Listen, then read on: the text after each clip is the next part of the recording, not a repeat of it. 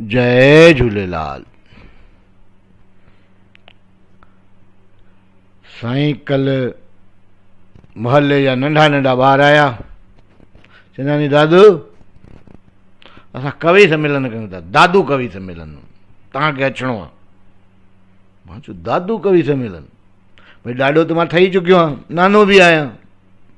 मां चयो साईं ठीकु आहे, ईंदुमि भॼो। साईं हुते हाणे आया आहियूं, कवि सम्मेलन हले थो। हाणे कवि सम्मेलन में मां तव्हांखे जेकी ॻाल्हि कयां थो, ध्यान सां ॿुधियो। ॾाॾो यानी बाप का बाप, बाप रे बाप का बाप यानी दद्दू, ॾाॾो।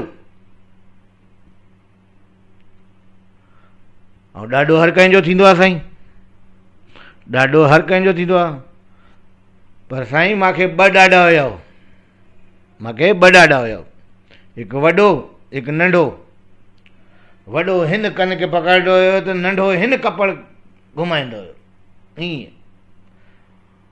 नंढो हेॾे हणंदो हुयो त वॾो हेॾे हणंदो हुयो। अहिड़ा मुंहिंजा ॾाॾा साईं, छा चवणु। मुंहिंजो वॾो ॾाॾो त सिधो साधो हूंदो हुयो, पर नंढो ॾाॾो वाह साईं वाह, जहिड़ो नालो, नालो बि छा, बादलमल मेघवानी। हाणे जहिड़ो नालो हुजे ओड़ो स्वभाव, जाथे पाए जंहिंजे बि मथो बरसी पवंदो हुयो, बादल, अहिड़ो नालो हूंदो हुयुसि।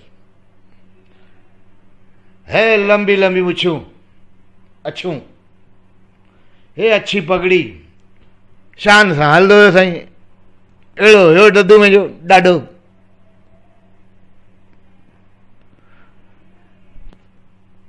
त सच चवंदो दोस्तो, अॼु मां तव्हांखे संदे ॾाॾे जे बारे में ॿुधायो आहे, त संदे ॾाॾे जी तव्हांखे बि यादि अची हूंदी, कंहिंजी,